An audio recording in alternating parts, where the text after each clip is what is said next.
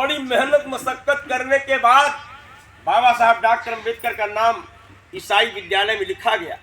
हमारे यहाँ तो व्यवस्था थी कि नारी शूद्रो विद्या न दीयताम, नारी और शूद्र को पढ़ने लिखने का अधिकार नहीं है। और बाबा साहब डॉक्टर अम्बेडकर भी शूद्र समाज से बिलोंग करते थे, इसलिए इनको भी पढ़ने लिखने का अधिकार नहीं था। लेकिन चूंकि इनके पिताजी अंग्रेजी हुकूमत में सैनिक में सेवा दे रहे थे, इसलिए ईसाई विद्यालय में नाम लिखा गया बालक भीम का, लेकिन इस शर्त के साथ कि भाई दाखिला तो कर ले रहे हैं बालक भीम का, लेकिन ये बालक भीम क्लास के अंदर बैठ करके नहीं पढ़ेगा, बल्कि क्लास के बाहर बरामदे में बैठ करके पढ़ेगा। आप चिंतन करो, आप विचार करो, आप सोचो इस बात को कि हमारे बाबा साहब डॉक्टर अम्बेडकर के पास कैसी जिद रही होगी, कैसा उत्साह रहा होगा, कैसी लगन रही होगी कि जिस बालक को क्लास के अंदर बैठ करके पढ़ने का मौका नहीं मिला, बरामदे में बैठना पड़ा।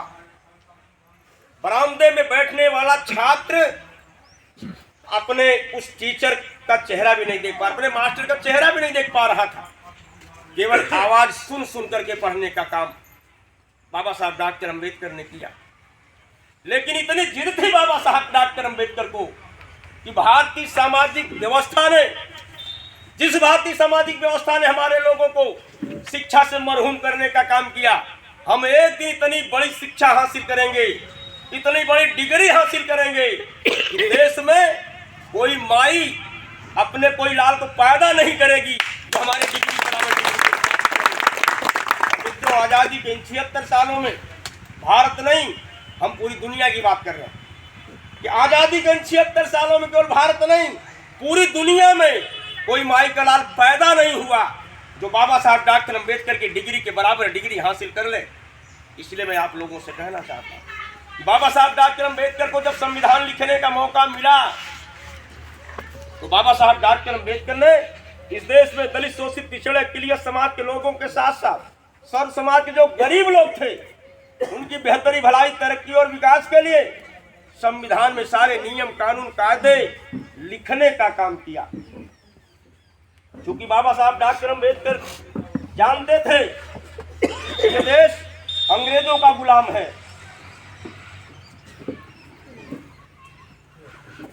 ये देश अंग्रेजों का गुलाम है।